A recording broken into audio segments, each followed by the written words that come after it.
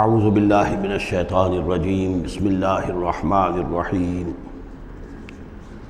افحسبتم انما خلقناکم عبثا وانکم الینا لا ترجعون فتعالى اللہ الملک الحق لا الہ الا هو رب العرش الکریم ومن يدع مع الله إلها آخر لا برهان له به فإنما حسابه عند ربه إنه لا يفلح الكافرون وقل رب اغفر وارحم وأنت خير الراحمين صدق الله العظيم رب اشرح لي صدري ويسر لي أمري واحلل عقدة من لساني يفقهوا قولي۔ سورہ مومنون کی جو آخری 4 آیات ہیں بہت جامع ہیں، بہت پرجلال ہیں۔ افحسبتم انما خلقناکم عبثا وانکم الینا لا ترجعون، کیا تم نے یہ سمجھا تھا کہ ہم نے تمہیں بیکار پیدا کیا تھا، بے مقصد پیدا کیا تھا، اور یہ کہ تم ہماری طرف لوٹائے نہیں جاؤ گے؟ یعنی یہ کہ در حقیقت اگر آخرت کا تصور موجود نہ ہو تو تخلیق انسانی کا مقصد کو سمجھ میں نہیں آتا۔ عام حیوانات کی طرح انسان ہوتا تو بات ٹھیک تھی، لیکن انسان عام حیوان نہیں ہے۔ اس میں خاص طور پر جو نیکی اور بدی کا امتیاز وضعیت کیا گیا ہے، اس کے اندر جو ایک مورل سینس ہے، اخلاقی حس ہے، کچھ چیزوں کو یہ برا سمجھتا ہے، کچھ چیزوں کو اچھا سمجھتا ہے، اور یہ یونیورسل ہے، یہ کسی ایک قوم یا ایک علاقے کے لوگوں کی بات نہیں ہے۔ یہ مورل ویلیوز جو ہے یہ پرماننٹ ہے، یونیورسل ہے، گلوبل ہے۔ تو آخر ان کا نتیجہ کیا ہے؟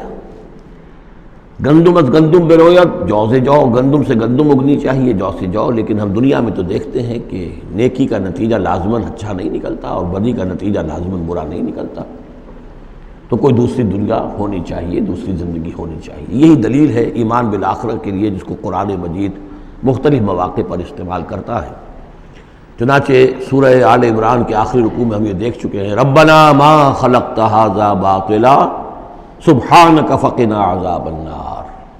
گویا کہ وہی بات یہاں ہے، اور اگر اسے اس پچھلے سلسلہ کلام سے علیحدہ سمجھے تو ترجمہ ہوگا کیا تم نے یہ سمجھا ہے؟ یہ گویا کہ اب مجھ سے اور آپ سے اللہ تعالیٰ مخاطب ہیں، جو بھی قرآن کا پڑھنے والا ہے۔ افحسبتم انما خلقناکم عبثا، اے انسانوں کیا تم نے یہ سمجھا ہے کہ ہم نے تمہیں بیکار بے مقصد پیدا کیا ہے؟ وانکم الینا لا ترجعون، اور تم ہماری طرف لوٹائے نہیں جاؤ گے؟ فتعالی اللہ الملک الحق، تو بہت بلند و بالا ہے بادشاہ جو سچا بادشاہ ہے، الملک ہے۔ ظاہر بات ہے کہ کوئی بادشاہ دنیا میں ایسا نہیں ہو سکتا کہ جو اپنے غداروں کو سزا نہ دے، وفاداروں کو خلعتیں نہ دے، جاگیریں نہ دے، انعامات نہ دے۔ دنیا کا نظام چل نہیں سکتا جزا و سزا کے بغیر۔ تو وہ الملک القدوس الملک الحق کیسے ممکن ہے کہ وہ اپنے جانثاروں، وفاداروں، تابع داروں، ان کو کوئی اجر و ثواب نہ دے، ان کی کوئی قدر افزائی نہ کرے، ان کی جو جانثاریاں ہیں ان کا انہیں کوئی صلہ نہ دے، اور جو ان کے غدار تھے، اس کے باغی تھے، انہیں کوئی سزا نہ دے؟ کیسے ممکن ہے؟ وہ تو بادشاہ ہے، بہت بلند و بالا، اور بادشاہ برحق ہے۔ لا الہ الا ہو، اس کے سوا کوئی معبود نہیں۔ رب العرش الکریم، وہ بہت عزت والے عرش کا مالک ہے۔ ومن يدع مع اللہ الہا آخر، اور جو کوئی بھی پکارے گا اللہ کے ساتھ کسی اور الہ کو، یعنی اللہ کے ساتھ پکارنا ہے، اللہ کو بھی پکار رہا ہے، کسی اور کو بھی پکار رہا ہے، لا برہان لہ بہ، اس کے لیے، اس کے حق میں، اس کے تائید میں کوئی برہان، کوئی دلیل موجود نہیں ہے۔ فإنما حسابہ عند ربہ، تو اس کا حساب جو ہے اس کے رب کے پاس ہے، اللہ تعالیٰ اس سے حساب لے لے گا۔ انہ لا یفلح الکافرون، اس میں کوئی شک نہیں ہے کہ ایسے کافر فلاح نہیں پائیں گے۔ وقل رب اغفر وارحم وانت خیر الراحمین، اور دعا کرو کہ پروردگار ہمیں معاف فرما، ہمیں بخش دے اور ہم پر رحم فرما، اور یقیناً تو تمام رحم کرنے والوں میں سب سے بہتر رحم کرنے والا ہے۔ سورۃ النور۔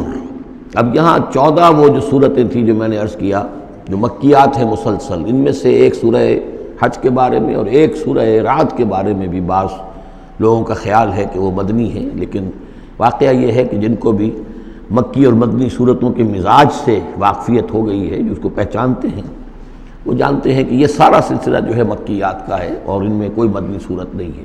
کہیں کہیں کسی مدنی آیت کا شامل ہو جانا یہ بالکل علیحدہ بات ہے۔ لیکن یہ کہ اب ان 14 صورتوں کے بعد اب یہ ہے واحد صورت مدنی ہے اور یہ سورۃ النور ہے۔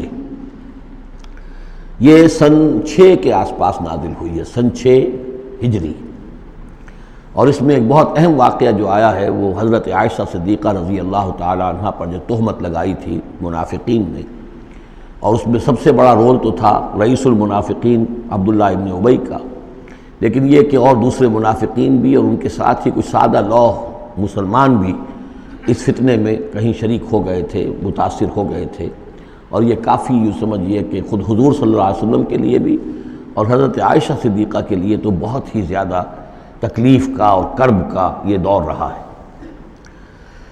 بسم اللہ الرحمن الرحیم، سورۃ انزلناها وفرضناها وانزلنا فیها آیات بینات لعلکم تذکرون۔ یہ ایک سورت ہے، یہ انداز کسی اور سورت کا نہیں ہے، اس انداز میں اس کا آغاز، اور سورۃ نکرہ کو اگر تفخیم کے لیے مانا جائے تو یہ ایک عظیم سورت ہے جو ہم نے نازل کی ہے، اور ہم نے اس کو لازم کیا ہے تم پر، فرض کیا ہے تم پر۔ وانزلنا فیہا آیات بینات، اور اس میں ہم نے اتنی بڑی روشن آیات نازل کی ہیں، لعلکم تذکرون، تاکہ تم یاد رکھو، تاکہ تم نصیحت اخذ کرو۔ اس سورہ مبارکہ کا جوڑا جو ہے وہ آپ کو 8 مکی صورتوں کے بعد پھر جا کر ملے گا، اور وہ ہے سورہ احزاب۔ ان دونوں میں بڑی گہری مناسبت ہے، اور تقریباً حجم بھی برابر ہے، دونوں 9 رکوعوں پر مشتمل ہیں، اگرچہ اس کی آیات جو ہیں یہ چونکہ بعد میں نازل ہوئی ہے تو 9 رکوع 64 آیات میں ہے، وہاں 9 رکوع 73 آیات میں ہے، وہ پہلے نازل ہوئی، وہ سن 5 میں نازل ہوئی، یہ سن 6 میں نازل ہوئی، لیکن دونوں میں آیت نمبر 35 سورہ احزاب کی بھی سورہ نور کی بھی نہایت اہم ہے، ایمان کی حقیقت اور اسلام کی کیفیات کے بارے میں۔ الزانیۃ والزانی فاجلدوا من کل واحد منہما 100 جلدہ، زنا کرنے والی عورت ہو، خواہ زنا کرنے والا مرد ہو، ہر ایک کو ان میں سے 100 کوڑے مارے جائیں۔ ولا تاخذکم بہما رأفۃ فی دین اللہ، اور تمہیں اللہ کے اس دین کے معاملے میں نہ روک دے کوئی شے ان کے اوپر مہربانی کے راستے سے، نہ تمہیں روک لے، پکڑ لے، لا تاخذکم بہما، ان کے ساتھ نرمی اور ان کے ساتھ شفقت، فی دین اللہ، اللہ کے دین میں، یہ اللہ کا دین ہے، اللہ کی شریعت ہے، یہ اللہ کی حد ہے، اور اس حد کے اجرا میں کسی کی ہمدردی، کسی کے ساتھ تمہارا تعلق، تمہاری دل کی نرمی، تمہاری شفقت یہ کہیں آڑے نہ آ جائے۔ ان کنتم تؤمنون باللہ والیوم الآخر، اگر تم ایمان رکھتے ہو اللہ پر اور یوم آخر پر۔ یہ جو حد ہے یہ ہے اصل میں زانی زانیہ جو غیر شادی شدہ ہو اس کے لیے 100 کوڑے ہیں، یہ حد ہے جو قرآن میں آئی ہے۔ زانی اور زانیہ اگر شادی شدہ ہے تو اس کی حد قرآن میں نہیں ہے، لیکن وہ سنت رسول صلی اللہ علیہ وسلم سے ثابت ہے، اور شریعت اسلامی کا چونکہ جو اس کی سورسز ہیں، اس کی ایک بنیاد ہے اللہ کی کتاب، اور دوسری بنیاد جو انڈیپینڈنٹلی قرآن مجید سے آزاد ہو کر ایک مستقل بنیاد ہے، مستقل سورس ہے، وہ سنت رسول ہے صلی اللہ علیہ وسلم۔ تو رجم کا جو حکم ہے وہ سنت سے ہے، اور جیسا کہ میں آپ کو بتا چکا ہوں اصل میں یہ اس قاعدہ کلیہ کے تحت ہے کہ سابقہ شریعت میں، شریعت موسوی میں بعض احکام وہ تھے کہ جن کی نفی نہیں آئی ہے، اور انہیں جو قتل نبی اکرم صلی اللہ علیہ وسلم نے اس امت کے اندر بھی جاری رکھا ہے۔ ان میں سے یہ 2 حکم جو ہے بہت اہم ہے، ایک قتل مرتد کا حکم ہے، اور دوسرے زانی اور زانیہ جو شادی شدہ ہو اس کے سنسار کیے جانے کا حکم ہے۔ وَلْيَشْهَدْ عَذَابَهُمَا طَائِفَةٌ مِّنَ الْمُؤْمِنِينَ، اور چاہیے کہ جب انہیں یہ حد جاری کی جا رہی ہو، سزا دی جا رہی ہو، تو اس وقت موجود رہیں اور دیکھیں کچھ لوگ اہل ایمان میں سے، یعنی یہ پبلک میں ہو، اس لیے کہ اصل میں جو فلسفہ ہے اسلام میں جو سزاؤں کا اور تعزیرات کا اور حدود کا، وہ ڈیٹرنٹ کا ہے کہ ایسی سزا ہو کہ جس سے بہت سو کو عبرت ہو جائے۔ اگر آپ نے علیحدہ جا کر کہیں کمرے کے اندر کسی کو پھانسی دے دی تو ٹھیک ہے، لوگوں کو پتہ چلا کہ مر گیا، ویسے بھی مر جاتے ہیں لوگ، حادثے میں مر جاتے ہیں، فوت ہو جاتے ہیں، لیکن یہ ہے کہ اگر سر عام ڈال پر لٹکایا گیا ہو تو اب کتنے لوگوں کو، دیکھنے والوں کو عبرت ہوگی اور ہوش ٹھکانے آ جائیں گے۔ تو یہ فلسفہ ہے اسلام کا کہ تاکہ ایک آدمی کو سزا دی جا رہی ہو تو ہزاروں کو اس سے عبرت آئے۔ الزانی لا ينکح الا زانیۃ او مشرکۃ، کسی زانی شخص کے لیے روا نہیں ہے کہ وہ شادی کرے مگر کسی زانیہ عورت سے یا مشرکہ سے۔ یہ کسی قانون کے درجے میں بات نہیں ہے، بلکہ یہ ایک اخلاقی طور پر گویا کہ تعلیم دی جا رہی ہے کہ زانی لوگ تو اسی کے یعنی ان کا حال تو ایسا ہے کہ انہیں تو مستحق اگر ہے تو شادی کے کسی زانیہ سے یا مشرکہ سے، وَالزَّانِيَةُ لَا يَنكِحُهَا، اور زانی عورت ہو تو وہ بھی اس لائق نہیں ہے کہ اس سے کوئی نکاح کرے مگر صرف بدکار مرد یا مشرک۔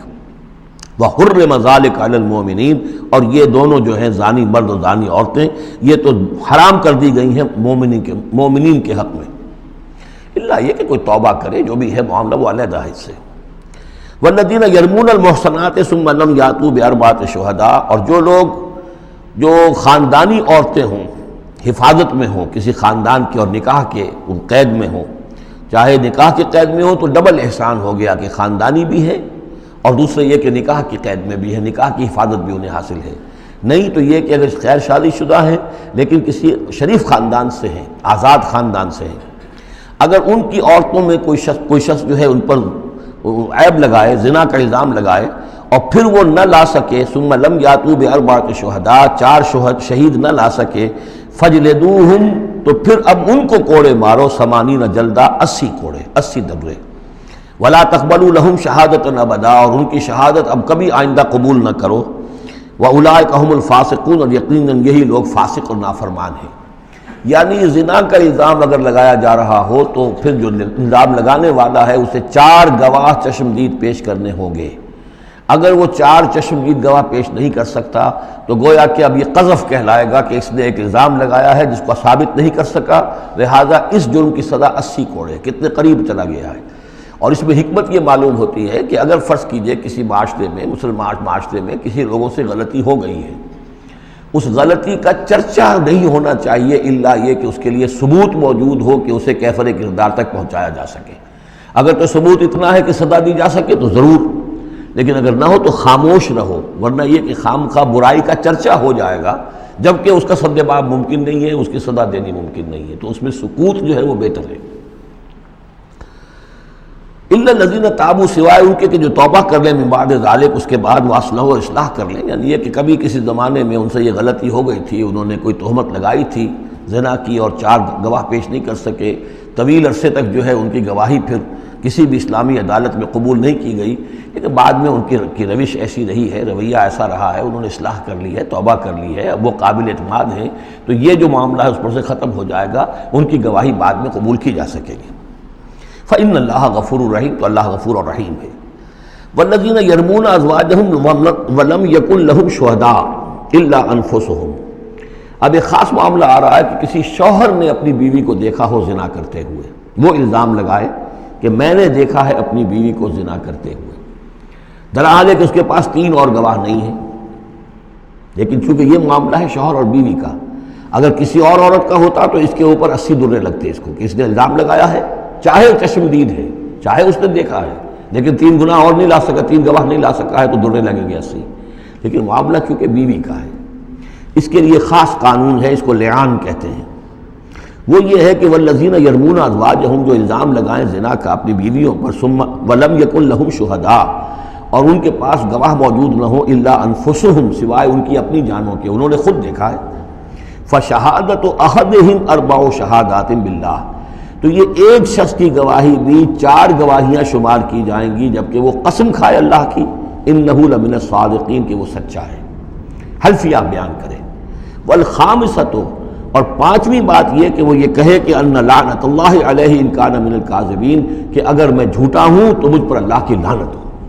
4 مرتبہ قسم کھا کر گواہی دینا گویا کہ وہ 4 گواہوں کی گواہی کے قائم مقام ہو جائے گا، جبکہ پھر وہ یہ بھی کہے کہ اگر میں جھوٹا ہوں تو اللہ کی لعنت مجھ پر ہو، لعنت اللہ علی الکاذبین ان کان من الکاذبین۔ وَيَدْرَؤُ عَنْهَا الْعَذَابَ، اب عورت کیا کرے گی جس کے اوپر اس کی بیوی جو ہے اس پر جو الزام لگایا گیا ہے، اگر وہ اس پر سے عذاب ٹل جائے گا، ٹل جائے گی سزا اور یہ حد عورت سے، ان تشہد 4 شہادات باللہ، کہ وہ بھی قسم 4 مرتبہ کھائے اللہ کی، انہ لمن الکاذبین، کہ یہ میرا شوہر جو مجھ پر الزام لگا رہا ہے جھوٹا ہے۔ والخامسۃ، اور 5ویں بات وہ یہ کہے ان غضب اللہ علیہا ان کان من الصادقین، کہ اگر میرا یہ شوہر اس الزام میں سچا ہے تو مجھ پر اللہ کا غضب آئے۔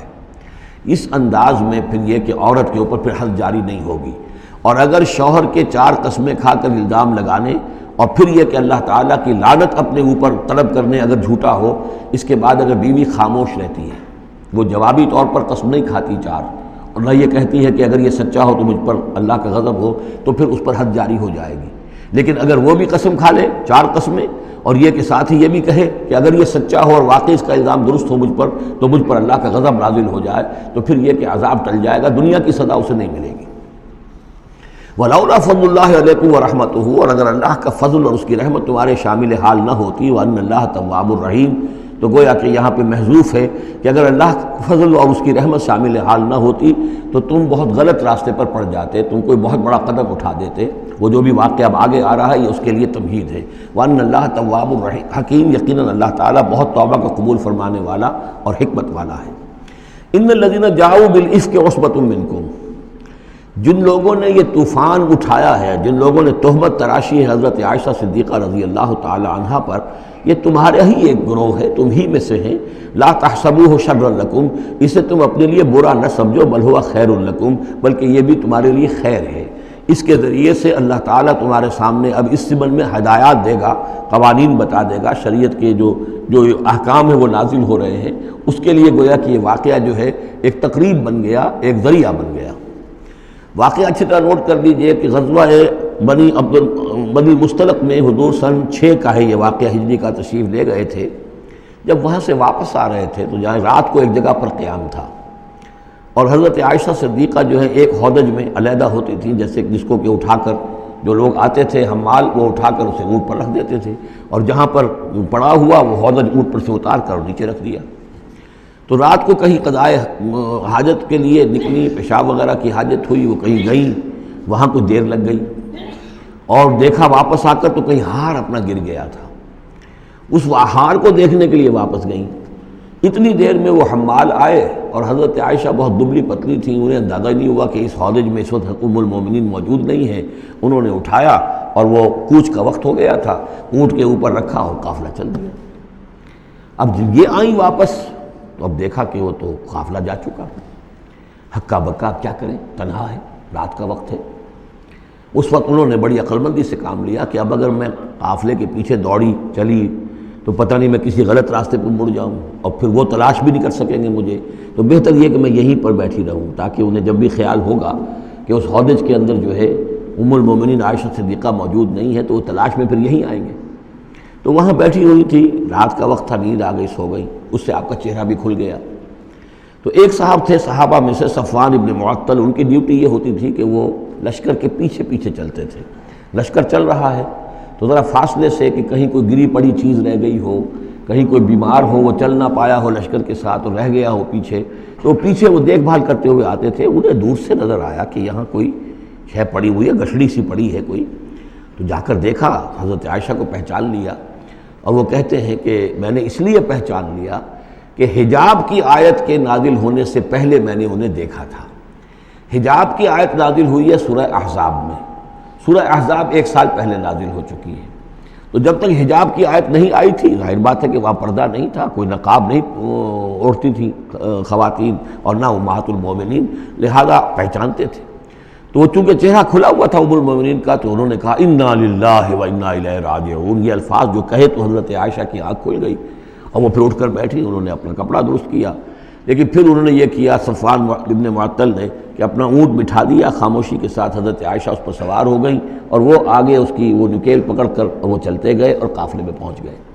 وہاں عبداللہ ابن ابی نے شور مچا دیا کہ خدا کی قسم تمہارے نبی کی یہ بیوی جو بچ کر نہیں آئی ہے، مطلب یہ کہ یہ تو اب یہ معاملہ جو رہا ہے، تنہائی رہی ہے، علیحدہ رہے ہیں، تو گویا کہ زنا کا معاملہ ہو گیا ہے۔ یہ اس کی جو بھی اس کی گندی سوچ تھی، ظاہر بات ہے کہ مکھی تو گندگی پر بیٹھتی ہے، اس کو تلاش رہتی ہے گندگی کی، اس کے لیے تو یہ ایک موقع مل گیا ایک اسکینڈل اٹھانے کا۔ یہ اسکینڈل بڑھتے بڑھتے ایک طوفان بن گیا، اور اس میں بعض جو ہے بہت ہی مخلص لوگ بھی، حضرت حسان ابن ثابت رضی اللہ تعالیٰ عنہ جو دربار نبوی کے گویا کہ سرکاری شاعر تھے، ان کا بھی معاملہ اس کے اندر ایسا ہو گیا کہ وہ بھی ملوث ہو گئے۔ تو یہ ہے واقعہ افک کا۔ لیکن اس کے بعد قرآن مجید میں پھر یہ آیات نازل ہوئیں، اللہ تعالیٰ نے برات کر دی، اور پھر یہ کہ ان کی پاک دامنی اور پاک بازی جو ہے وہ ثابت ہو گئی، اور اس کے بعد یہ معاملہ رفع دفع ہو گیا۔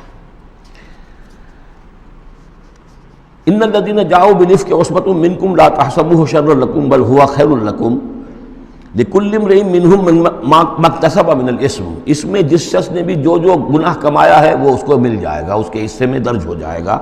وَالَّذِي تَوَلَّىٰ كِبْرَهُ، اور جس نے اس کا سب سے بڑا حصہ وصول کیا، یہ ہے عبداللہ ابن ابی جس نے اسکینڈل اٹھایا اور اس سے بڑی قوت کے ساتھ شدت کے ساتھ پھیلایا۔ وَالَّذِي تَوَلَّىٰ كِبْرَهُ مِنْهُمْ لَهُ عَذَابٌ عَظِيمٌ، اس کے لیے تو پھر بہت بڑا عذاب ہے۔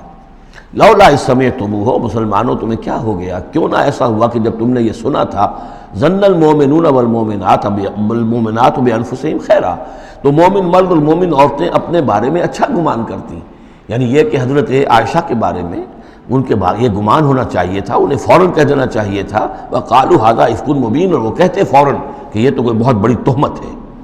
لولا جاؤ علیہ باربعۃ شہداء، کیوں نہیں وہ لے کر آئے 4 گواہ، اگر تو ان کے پاس گواہ تھے یہ بات کہنے کے لیے تب تو زبان کھولنی چاہیے تھی، اگر 4 گواہ نہیں تھے تو انہیں زبان بند رکھنی چاہیے تھی۔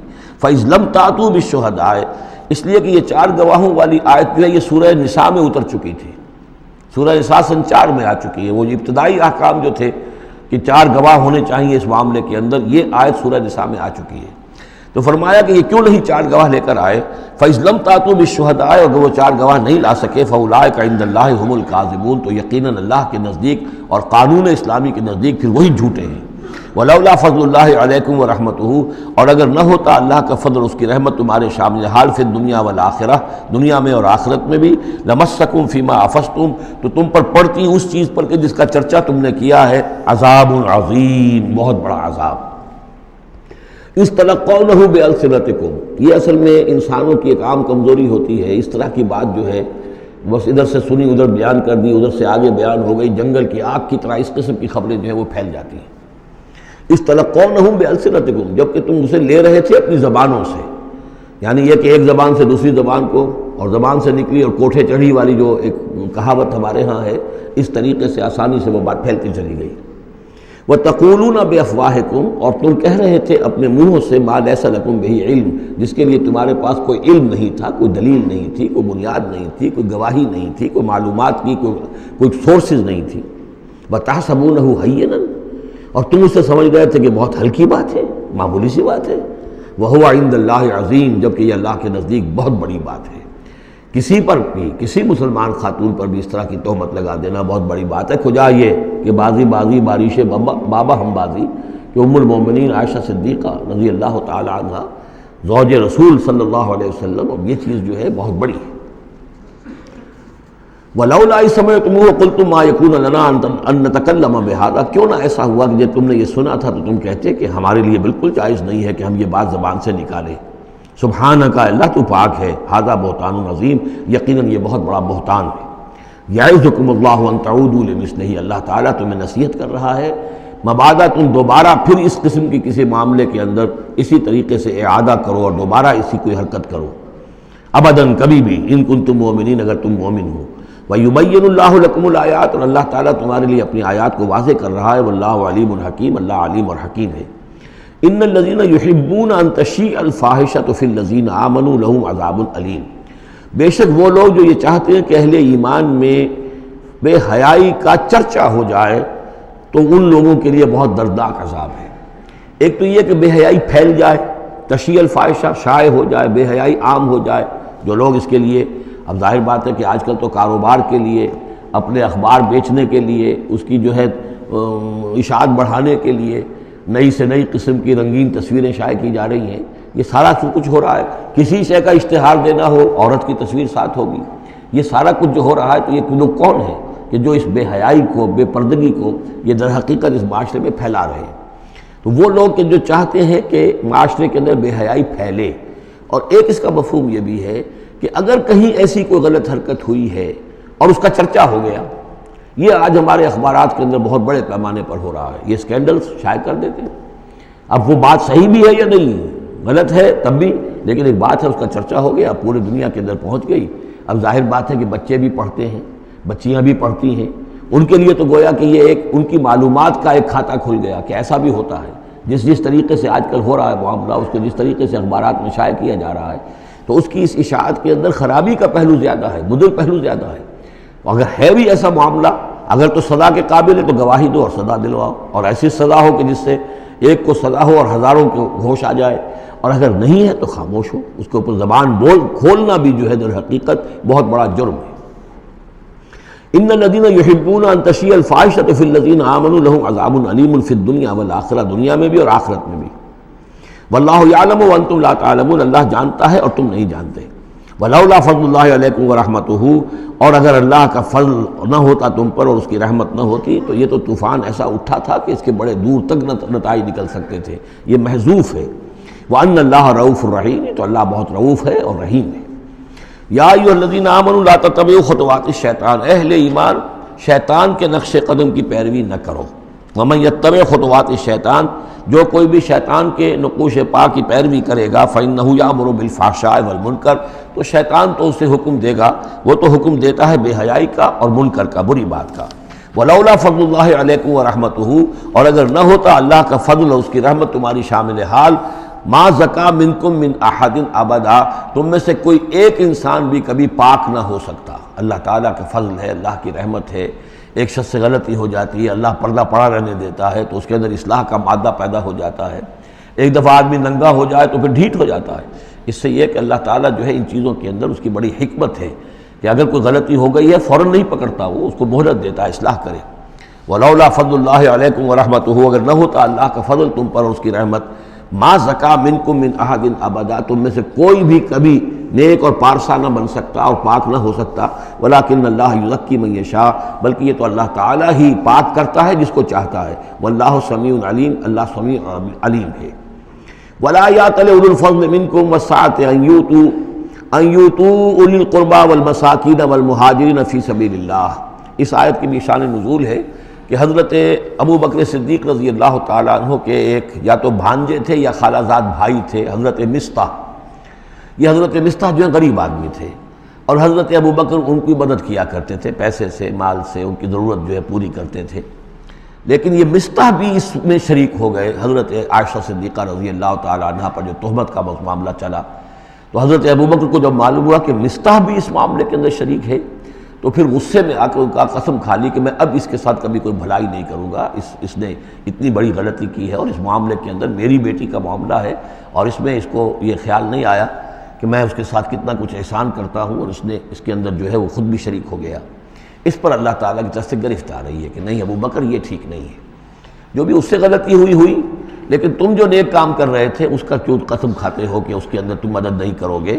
ولا یأتل اولو الفضل منکم، اور نہ قسم کھائیں جو فضل والے ہیں، درجے والے ہیں تم میں سے، جن میں اللہ نے فضیلت دی ہے، نیکی میں بھی، ایمان میں بھی فضیلت دی ہے، دولت میں بھی فضیلت دی ہے، والسعۃ، اور جنہیں کشادگی دی ہے، مال کی کشادگی دی ہے، ان یؤتوا اولی القربى، کہ وہ کوئی صلہ رحمی کریں اپنے قرابت داروں کے ساتھ، کچھ دیں مال اور صدقہ و خیرات دیں اپنے قرابت داروں کو، والمساکین والمہاجرین، اور محتاجوں کو اور وطن چھوڑنے والے مہاجرین کو، فی سبیل اللہ، اللہ کی راہ میں۔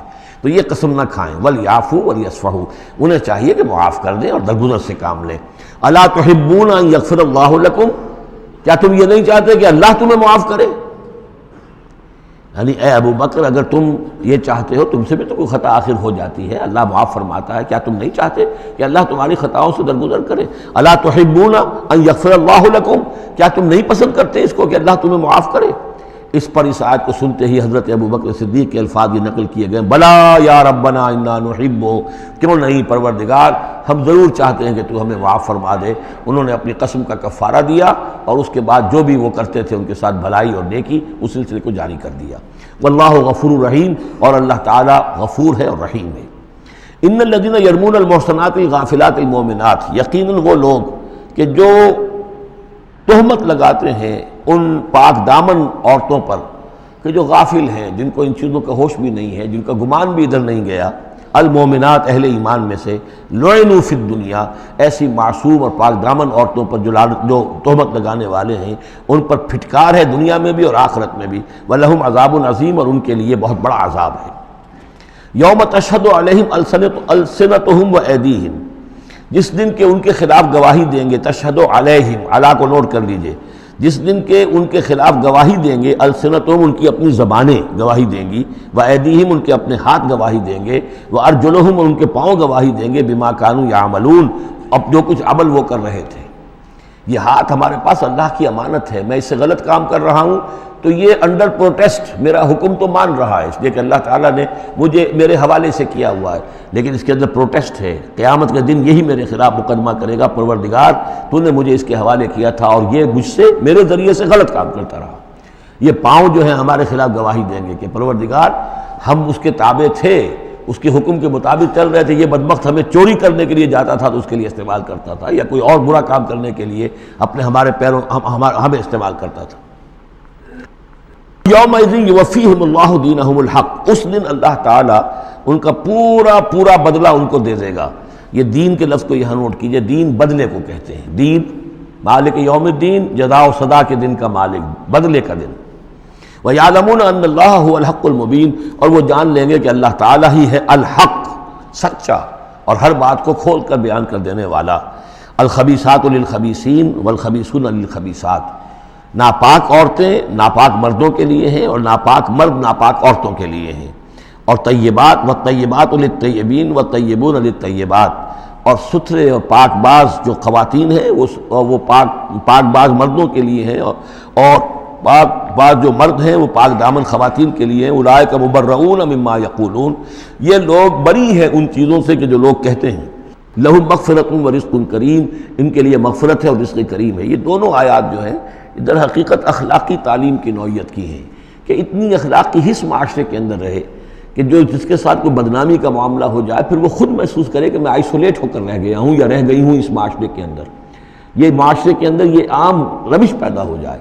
جیسے کہ پہلے آیا تھا وہ اس کے اندر بھی یہی بات تھی کہ زانی نکاح نہ کرے مگر کسی زانیہ سے یا کسی مشرکہ سے، وہ اس لائق نہیں ہے کہ اس کے نکاح میں کوئی مسلمان خاتون آئے پاک دامن اور عفت والی۔ اس طرح زانیہ جو ہے اس سے کوئی نکاح نہ کرے سوائے مشرک کے، یہ قانونی چیزیں نہیں ہیں، جیسا کہ میں نے عرض کیا یہ اخلاقی، تاکہ ایک نفرت پیدا ہو زنا سے، بدکاری سے۔ اسی طریقے سے معاشرے کے اندر ایک عام فضا، ایک حس ایسی پیدا ہو جائے کہ جس میں جو لوگ بھی ایسی گراوٹوں میں مبتلا ہوں وہ خود اپنی آنکھوں میں ذلیل ہو کر رہ جائیں۔ یا ایھا الذین آمنوا لا تدخلوا بیوتا غیر بیوتکم حتی تستأنسوا، اب اس حوالے سے بہت سے جو احکام آ رہے ہیں، یہ سورہ نور اور سورہ احزاب ان دونوں میں معاشرتی احکامات ہیں۔ معاشرتی احکامات میں خاص طور پر وہ جو ایک آیت آئی ہے سورہ بنی اسرائیل میں، وَلَا تَقْرَبُوا الزِّنَا إِنَّهُ كَانَ فَاحِشَةً وَسَاءَ سَبِيلًا، اس زنا کا سد باب کرنے کے لیے اسلام کے معاشرتی نظام میں بہت دور دور تک اقدامات کیے گئے ہیں۔ قریب مت جاؤ زنا کے، یعنی زنا کو ایریڈیکیٹ کرنا معاشرے میں یہ ایک بہت بڑا آبجیکٹیو ہے، اور اس کے لیے دور دور تک اقدامات، مثلا پردہ ہے، ستر ہے، لباس کے احکام دیے گئے ہیں۔ معاشرہ جو ہے ہمارا جو ہے وہ مکسڈ سوسائٹی نہ ہو، مخلوط معاشرہ نہ ہو، مردوں کی ذمہ داریاں علیحدہ ہیں، عورتوں کی علیحدہ ہیں، معاشرہ جو ہے سیگریگیٹڈ ہو، مردوں اور عورتوں کے درمیان اختلاط نہ ہو۔ یہ ساری چیزیں کس کے لیے؟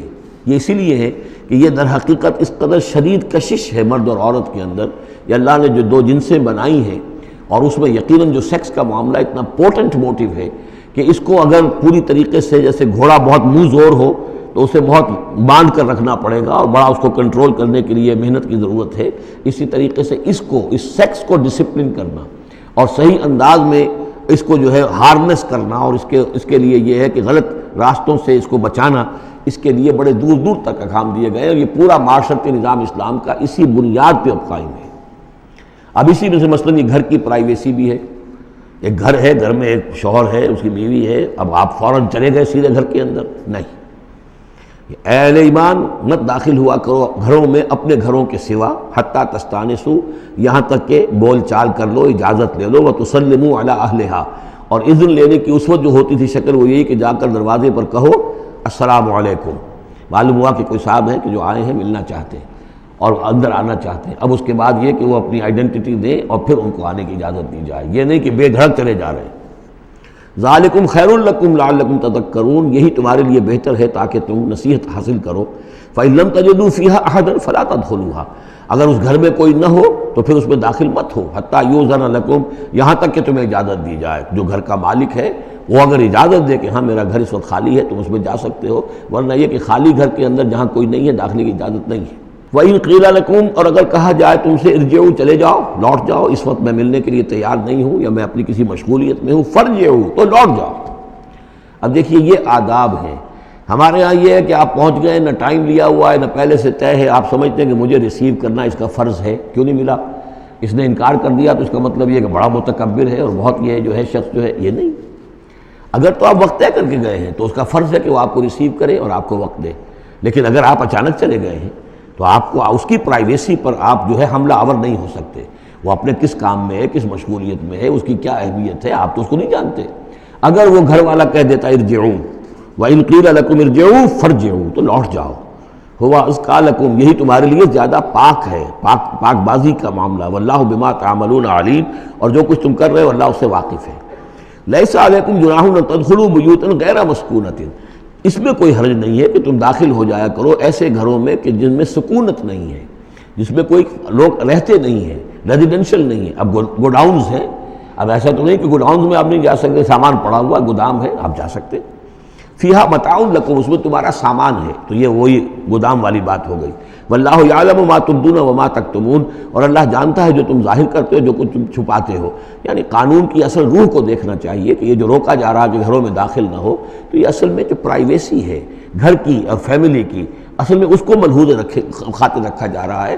نہ یہ کہ آپ کہیں کہ صاحب ہم گودام میں بھی داخل نہیں ہو سکتے جب تک یہ پرمیشن جو لکھی ہوئی ہے وہ ہمیں مل نہ جائے. قل للمؤمنین یغضوا من ابصارہم، اہل ایمان سے یہ کہیے اے نبی کہ وہ اپنی نگاہوں کو ذرا نیچا رکھا کریں. وَيَحْفَظُوا فُرُوجَهُمْ، اور اپنی شرمگاہوں کی حفاظت کریں. ذَلِكَ أَزْكَىٰ لَهُمْ، یہی ان کے لیے زیادہ پاکیزہ ہے اور زیادہ بہتر ہے. ان اللہ خبیر بما یصنعون، یقیناً اللہ تعالیٰ باخبر ہے اس سے کہ جو وہ کر رہے ہیں. وَقُلْ لِلْمُؤْمِنَاتِ يَغْضُضْنَ مِنْ أَبْصَارِهِنَّ، اسی طرح مومن عورتوں سے بھی کہہ دیجئے وہ بھی اپنی نگاہیں نیچی رکھا کریں.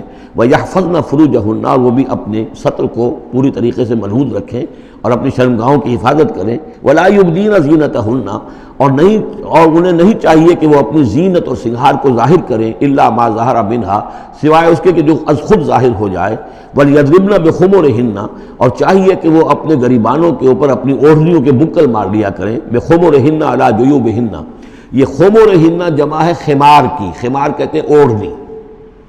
ایک دوسرا لفظ جو ہے وہ آئے گا سورہ احزاب میں، ان دونوں الفاظ کو علیحدہ علیحدہ رکھیے. تو یہ ہے کہ اپنے گریبانوں کے اوپر، گویا کہ یہ بھی پرانا ہمیشہ سے لباس، عورت کے لباس میں اوڑھنی بھی تھی اور عورت کے لباس میں چادر بھی تھی. چادر وہ لے کر نکلتی تھی جب گھر سے باہر جاتی تھی، اور اوڑھنی وہ رکھتی تھی جب کہ گھر کے اندر ہوتی تھی. یہی جو ہماری تہذیب کے اندر ہے، یہ عرب کی تہذیب میں پہلے بھی تھا. چہرے کا پردہ نہیں تھا عرب میں، چادر وہ لے کے جاتی تھی تو چادر اپنے اوپر ڈالتی تھی. اور مرد بھی چادر کے بغیر نہیں ہوتے تھے، نہ کوئی مرد بغیر چادر کے نہ عورت، بلکہ چادر ہی سے ایک شخص کا رتبہ معین ہوتا تھا. کسی کی چادر بڑی شاندار ہے، دوشالہ اوڑھا ہوا ہے، بہت قیمتی ہے، تو وہ بڑا آدمی ہے، وہ سردار ہے. کسی کے بیچارے کی جو ہے معمولی سی چادر ہے. اور اسی لیے اس حدیث میں آتا ہے کہ جو شخص تکبر کرتا ہے، الکبر ردائی، تکبر جو ہے وہ تو میری چادر ہے. اور یہ عرب میں یہ بڑا کسی شخص کی توہین کرنی ہوتی تھی، اس کی چادر گھسیٹتے تھے، گویا کہ اس کی عزت جو ہے اس کو کھینچ لیا ہے. تو اللہ فرماتا ہے کہ جو تکبر کرتا ہے وہ گویا میری چادر گھسیٹ رہا ہے میرے کندھے سے. اس درجے جو ہے اللہ تعالیٰ جو ہے اس میں اپنی توہین محسوس کرتا ہے. تو وہ اپنی ان اوڑھنیوں کے بکل مار لیا کریں اپنے گریبانوں پر. یعنی یہ کہ یہ انسان کے لیے، عورت کے لیے، یہ اس کی زینت کا ایک بہت بڑا حصہ ہے. اس کی جو بھی چھاتی ہے اس کے لیے ایک اضافی کرتا اس نے پہنا ہوا ہے، لیکن کرتے کے اوپر مزید جو ہے یہ ایک بکل اس کی اوڑھنی کا ہو. وَلَا يُبْدِينَ زِينَتَهُنَّ، اس کے سینے کے اوپر یہ اضافی ہو جائے گا. وَلَا يُبْدِينَ زِينَتَهُنَّ، اور نہ وہ ظاہر کریں اپنی زینت کو. اب یہ ہے جو محرموں کی فہرست آ رہی ہے، جس کے سامنے عورت کھلے چہرے کے ساتھ آ سکتی ہے بلا حجاب. اور یہ اتنی طویل فہرست جو دی گئی ہے، آخر سوچنا چاہیے کہ اللہ تعالیٰ نے یوں ہی ایکسرسائز ان فیوٹیلیٹی تو نہیں کی ہے. کیا فرق ہے اگر ایک عورت کے چہرے کا پردہ نہیں ہے، وہ باہر نکلتی ہے چادر لے کر، اور یہ کہ اس میں کسی اور کے ساتھ اس کا پردہ چہرے کا نہیں ہے، تو پھر یہ پوری فہرست دینے کی ضرورت کیا ہے؟ میرے نزدیک چہرے کا پردہ اسلام کے اندر لازم ہے، اور اس چہرے کے پردے سے مستثنیٰ ہیں یہ لوگ. کون لوگ مستثنیٰ ہیں؟ الا لبعولتہن، ان کے شوہر نمبر 1، او آبائہن، یا ان کے باپ، اور باپ سے مراد باپ، دادا، چچا، یہ سب چلیں گے. او آبائے بعولتہن، یا ان کے شوہروں کے باپ. او ابنائہن، یا ان کے اپنے بیٹے. او ابنائے بعولتہن، یا ان کے شوہروں کے بیٹے. یعنی ان کے شوہروں کی کسی اور بیوی سے اولاد ہے، بیٹے ہیں، تو وہ بھی محرم ہے، وہ نامحرم نہیں ہے۔ اور اخوانہن، یا ان کے اپنے بھائی، اور بنی اخوانہن، یا ان کے بھائیوں کے بیٹے، اور بنی اخواتہن، یا یہ ہو گئے، اور بنی اخواتہن، یا ان کے بھانجے، اور نسائہن، یا ان کی عورتیں، اپنی عورتیں، جان پہچان کی عورتیں، عام عورتیں نہیں، نسائہن، او ما ملکت ایمانہن، یا یہ کہ جو ان کے غلام اور ان کی لونڈیاں ہیں۔ اکثر و بیشتر اہل سنت کے نزدیک یہاں مرد غلام مراد نہیں ہے بلکہ لونڈیاں مراد ہیں۔ اب التابعین غیر اولی الاربۃ، یا ایسے تابع لوگ جو کہ صرف خدمت گار ہیں، بعض اوقات ہوتا ہے خاندانی طور پر جو ہے وہ خدمت گار کرنے والے ہیں، باپ بھی کہیں ملازم تھا اسی گھر میں، اب اس کی اولاد بھی وہیں پر ہے، وہ بھی کام کر رہی ہے، بچپن سے وہیں پلے ہیں۔ ایسے لوگ ہوتے ہیں کہ جن کو واقعتاً پھر اس گھر کی خواتین سے اس طرح کا خیال کبھی نہیں آ سکتا کہ ان کے بارے میں وہ کوئی بری بات سوچیں۔ اب التابعین غیر اولی الاربۃ، یا وہ تابع کہ جو کہ کوئی غرض نہیں رکھتے اس قسم کے معاملات سے، من الرجال، مردوں میں سے۔ اب الطفل الذین لم یظہروا علی عورات النساء، یا وہ لڑکے کہ جو ابھی عورتوں کے جو مخفی معاملات ہیں ان سے واقف ہی نہیں، ابھی وہ جنسی جو بھی باتیں ہیں ان سے واقف نہیں ہیں۔ ولا یضربن، اب یہ فہرست مکمل ہو گئی، یہ ہیں محرم لوگ جن کے سامنے عورت بغیر چہرے کے پردے کے آ سکتی ہے۔ باقی یہ کہ زینت جو خود بخود ظاہر ہو جائے، اب ظاہر ہے کہ آپ نے چادر بھی لی ہوئی ہے، کسی خاتون نے برقع بھی اوڑھا ہوا ہے، لیکن اب کسی کا قد ہے، ماشاءاللہ وہ قد ایسا ہے، سر قد ہے کوئی خاتون، تو وہ کہاں چھپائے گی اس قد کو؟ وہ تو ظاہر ہو جائے گا۔ جسم متناسب ہے، اب وہ جسم تو ظاہر ہو جائے گا۔ اس اعتبار سے ما ظہر منہا کو لوگوں نے لے لیا چہرے کے لیے، یہ بالکل غلط ہے۔ چہرے کا تو پردہ میرے نزدیک لازم ہے، اور یہ کہ باقی یہ کہ ان کے سامنے چہرے کے سمیت عورت آ سکتی ہے۔ باقی عورت جو ہے اپنے بیٹے کے سامنے بھی سوائے 3 اعضاء کے اور نہیں کھول سکتی، اپنے بھائی کے سامنے بھی نہیں کھول سکتی۔ چہرہ، یہ ہاتھ پونچھوں سے نیچے، اور پیر ٹخنوں سے نیچے، یہ جو 3 اعضاء ہیں یہ وہ ہیں کہ جس کو عورت نے یہ کھلے رکھ سکتی ہے، اپنے وہ بیٹے کے سامنے بھی، بھائی کے سامنے بھی، اور جو بھی رشتے گرائے گئے ہیں۔ لیکن یہ کہ اس سے آگے پھر جو ہے معاملہ وہ پھر شوہر کا ہے، اس سے آگے یعنی لباس کا معاملہ جو ہے جس سے کہ عورت جو ہے وہ آزاد ہوگی، وہ صرف شوہر کے لیے۔ وَلَا يَضْرِبْنَ بِأَرْجُلِهِنَّ لِيُعْلَمَ مَا يُخْفِينَ مِنْ زِينَتِهِنَّ، اور نہ یہ ایسا ہو کہ وہ اپنے پاؤں مار کر چلیں، کوئی زیور جو ہے پاؤں میں پہنا ہوا اس کی جھنکار ہو تاکہ لوگوں جو ہے ادھر متوجہ ہو جائیں۔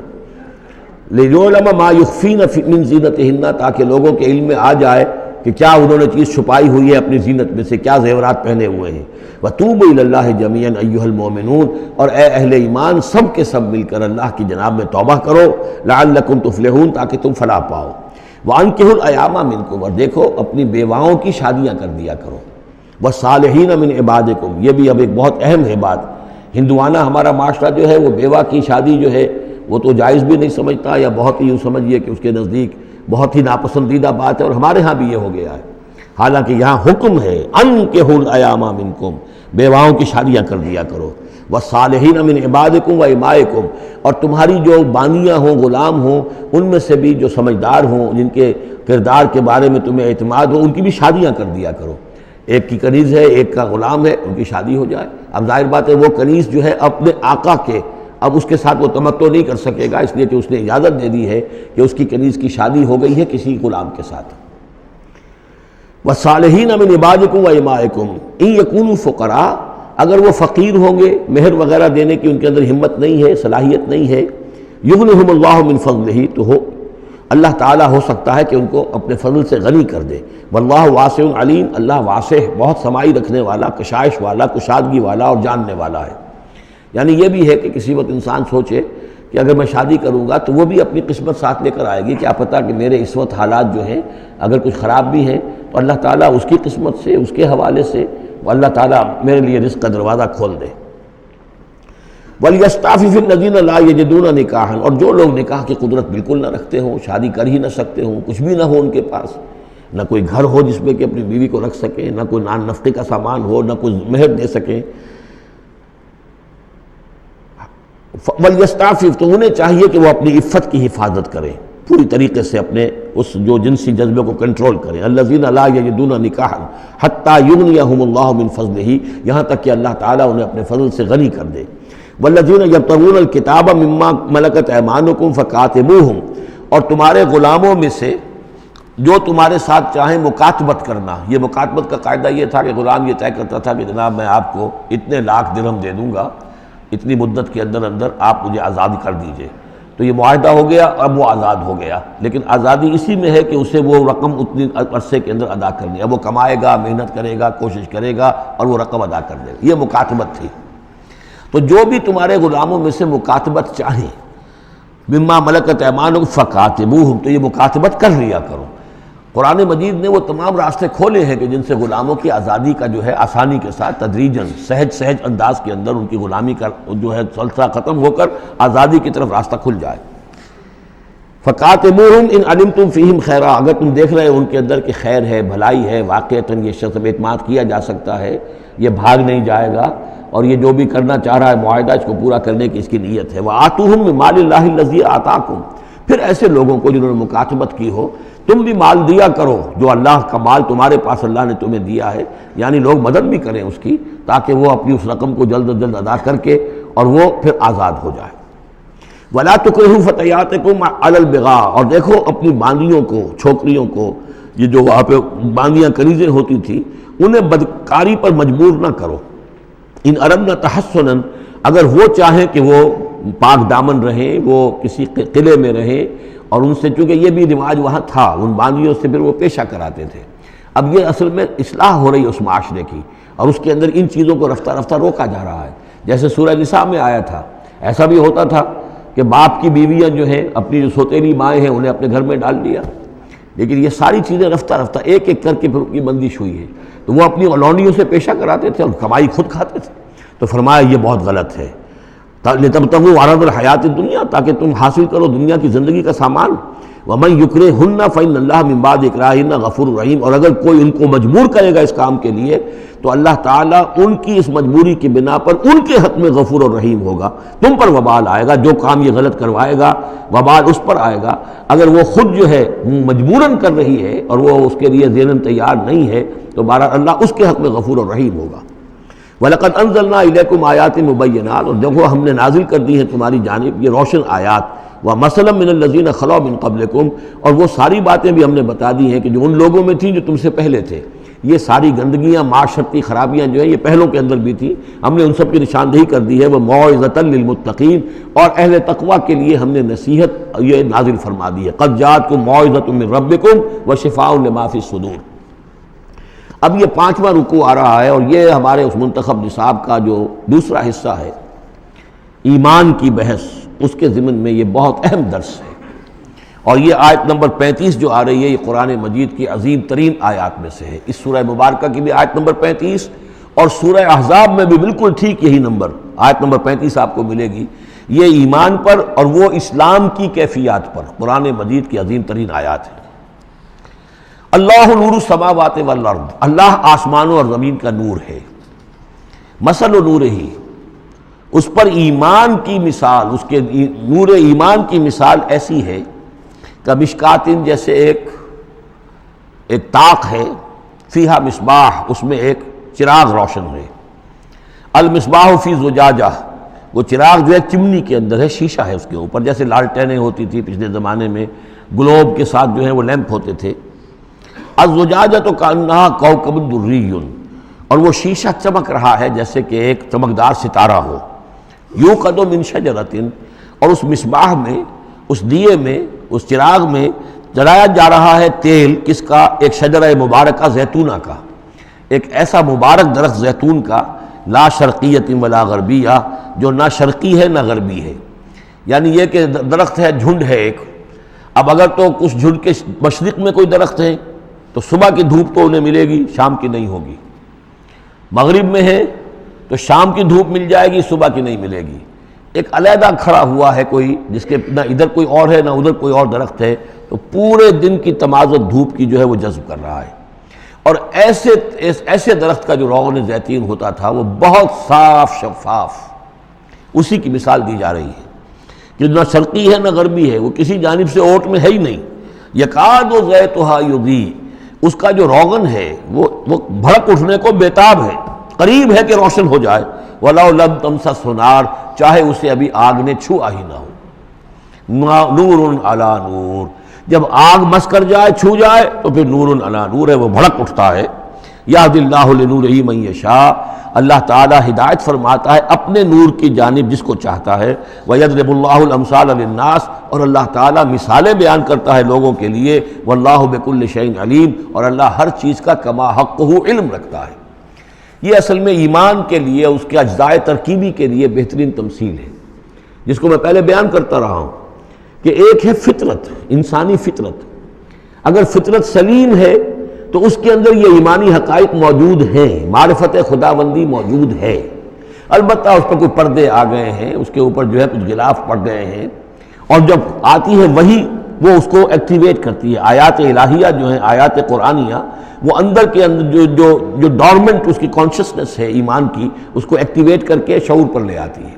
اس کو یوں سمجھے کہ جیسے تیل ہے.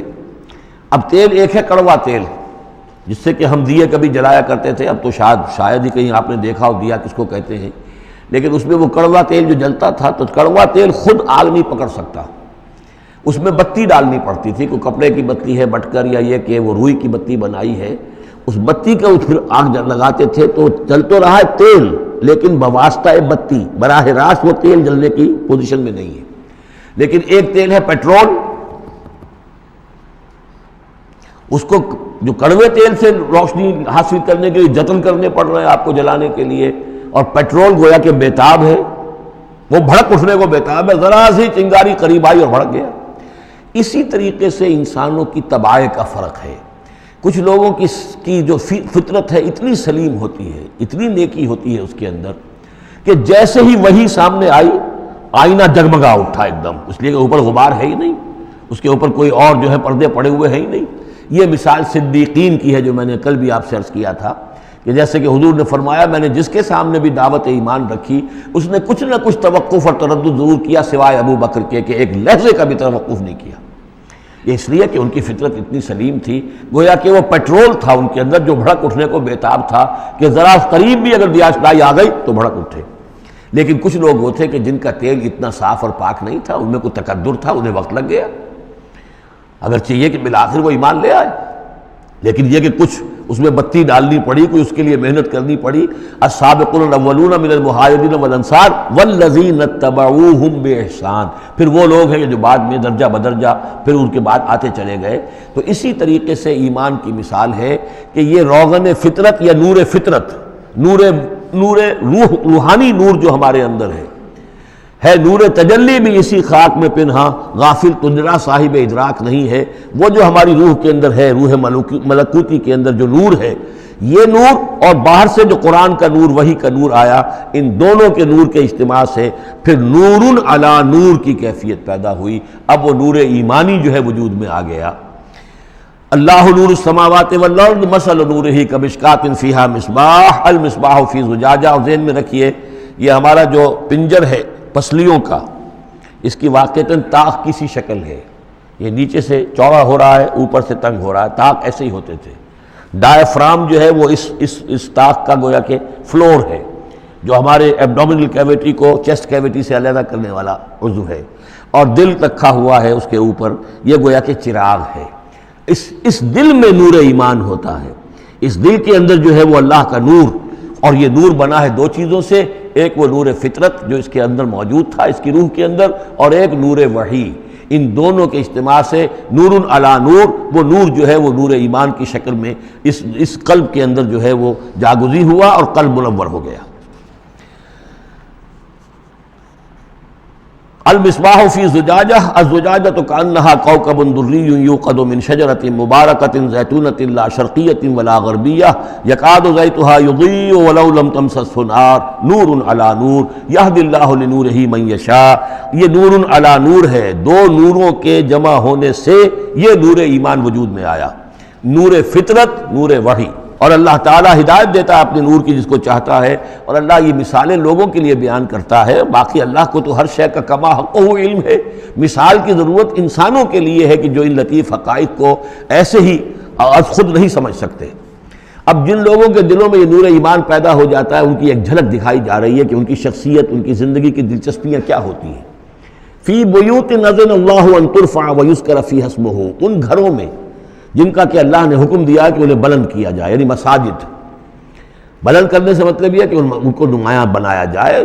ہر مسلمان آبادی میں معلوم ہو کہ مسجد ایک نمایاں شے ہے، یہ ضروری نہیں کہ اس کی ڈیکوریشن ہو، اس کے اوپر جو ہے خام خواہ تکلفات میں پیسے خرچ کیے جائیں، لیکن یہ کہ ایک تو یہ کہ وہ نمایاں ہونی چاہیے، معلوم ہو کہ اس آبادی کا مرکز یہ ہے۔ نمبر دو یہ ہے کہ ترفع، اس کو ہر طریقے سے، ہر معنوی گندگی سے بھی پاک رکھا جائے۔ وَيُذْكَرَ فِيهَا اسْمُهُ، اس میں اس کا نام لیا جائے۔ يُسَبِّحُ لَهُ فِيهَا بِالْغُدُوِّ وَالْآصَالِ، یہ جو صاحب ایمان لوگ ہیں جن کے دلوں میں ایمان کی قندیلیں روشن ہیں، یہ تسبیح کرتے ہیں اللہ کی ان گھروں کے اندر، صبح کے وقت بھی اور شام کے وقت بھی۔ رجال، وہ جواں مرد، لا تلہیہم تجارت ولا بیع عن ذکر اللہ واقام الصلاۃ، جن کو غافل نہیں کر سکتی نہ کوئی تجارت، نہ کوئی خرید و فروخت اللہ کی یاد سے اور نماز کے قائم کرنے سے، وایتاء الزکاۃ اور زکوٰۃ کے ادا کرنے سے۔ یخافون یومن، یہ سب کچھ کر کے بھی وہ ڈرتے رہتے ہیں، لرزاں و ترساں رہتے ہیں، کانپتے رہتے ہیں اس دن کے تصور سے، تتقلب فیہ القلوب والابصار، جس میں کہ دل بھی الٹ جائیں گے اور نگاہیں بھی الٹ جائیں گی۔ لیجزیہم اللہ احسن ما عملوا، تاکہ اللہ تعالیٰ ان کو بدلے میں دے بہترین جزا ان کے اعمال کی، ویزیدہم من فضلہ، اور اضافہ کرے اپنی طرف سے اپنے فضل میں سے۔ واللہ یرزق من یشاء بغیر حساب، اور اللہ تعالیٰ چاہتا ہے دیتا ہے جس کو چاہتا ہے بغیر حساب۔ اللہم ربنا اجعلنا منہم، یہ تو مومن صادق کے لیے ایمان ان کے دلوں میں ہے، اس کی تمثیل یہ ہے، اور ان کے کردار کی جھلک یہ ہے۔ اب ایک ہے بین بین کے لوگ، ایمان تو نہیں ہے لیکن کچھ نہ کچھ نیکی کے کام کرتے ہیں، کچھ اپنے دل کی تسلی کے لیے، کچھ اپنے ضمیر کو مطمئن کرنے کے لیے۔ ان کی نیکی حقیقی نیکی نہیں ہے۔ وہ لیس البر ان تولوا وجوہکم قبل المشرق والمغرب، اس آیت کو ذہن میں رکھیے۔ والذین کفروا، اور جو لوگ ایمان سے تہی ہیں، محروم ہیں، کافر ہیں، ان کی نیکیاں، ان کے اعمال کیا ہیں؟ کسرابن، جیسے ریت ہو، سراب ہو، بقیعۃ، ایک چٹیل میدان میں، یحسبہ الظمآن ماء، پیاسا سمجھتا ہے کہ پانی ہے، حتی اذا جاءہ، یہاں تک کہ وہ جب وہاں پہ گھسٹ گھسٹ کر بھی پہنچتا ہے تو معلوم ہوتا ہے لم یجدہ شیئا، کچھ نہیں پاتا وہاں پر، ووجد اللہ عندہ، اور اللہ کو پاتا ہے وہاں موجود، فوفاہ حسابہ، تو اللہ تعالیٰ اس کا حساب اسے پورا چکا دیتا ہے۔ واللہ سریع الحساب، اور اللہ جو ہے حساب چکانے میں دیر نہیں لگاتا۔ یعنی یہ جو نیکیاں ہوتی، جھوٹی نیکیاں، ملمے کی نیکیاں، حقیقی ایمان نہیں ہے، ایمان باللہ نہیں ہے، ایمان بالآخرت نہیں ہے، لیکن یوں ہی کچھ نہ کچھ نیکیاں ہیں، کچھ خدمت خلق کے کام ہے، اس طرح کی چیزیں اللہ کی نگاہ میں ان کی کوئی وقت نہیں۔ اس کے لیے پہلے ایک مثال سورہ ابراہیم میں آ چکی ہے، دوسری مثال یہ کہ یہ نیکیاں سراب کے مانند ہیں، جنہیں پیاسا سمجھتا ہے کہ یہ پانی ہے، حقیقت میں پانی نہیں ہے۔ اب تیسرا جو کردار ہے وہ یہ ہے کہ جن کے دلوں میں، جن کی زندگیوں میں یہ جھوٹ موٹ کی نیکی بھی نہیں ہے، نفس پرستی اور دنیا پرستی، اور ان کے اندر ہر طرح کی گندگی جو ہے وہ آ چکی ہے۔ ان کی مثال کیا ہے؟ او کظلمات فی بحر اللجی، یا جیسے کہ اندھیرے ہوں ایک بڑے گہرے سمندر میں، یغشاہ موج، اس کے اوپر ایک موج چڑھی ہوئی ہو، من فوقہ موج، اس کے اوپر ایک اور موج ہو، من فوقہ سحاب، اور اوپر جو ہے بادل بھی ہوں۔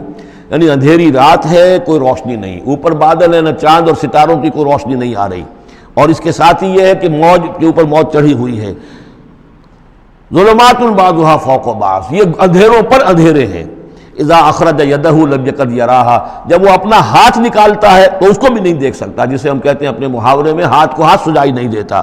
وَأَلَّمْ يَجْعَلِ اللَّهُ لَهُ نُورًا، اور جس کو اللہ تعالیٰ ہی نے کوئی نور عطا نہ کیا ہو، فما لہ من نور، تو اس کے لیے پھر کہیں کوئی نور نہیں ہے۔ یہ وہ لوگ ہیں کہ جن کی زندگیاں کسی ملمے کی نیکی سے بھی خالی ہیں، اندھیارے ہی اندھیارے ہیں، ظلمات فوق بعضها فوق بعض۔ بارک اللہ لی ولکم فی القرآن العظیم ونفعنی وإیاکم بالآیات والذکر الحکیم۔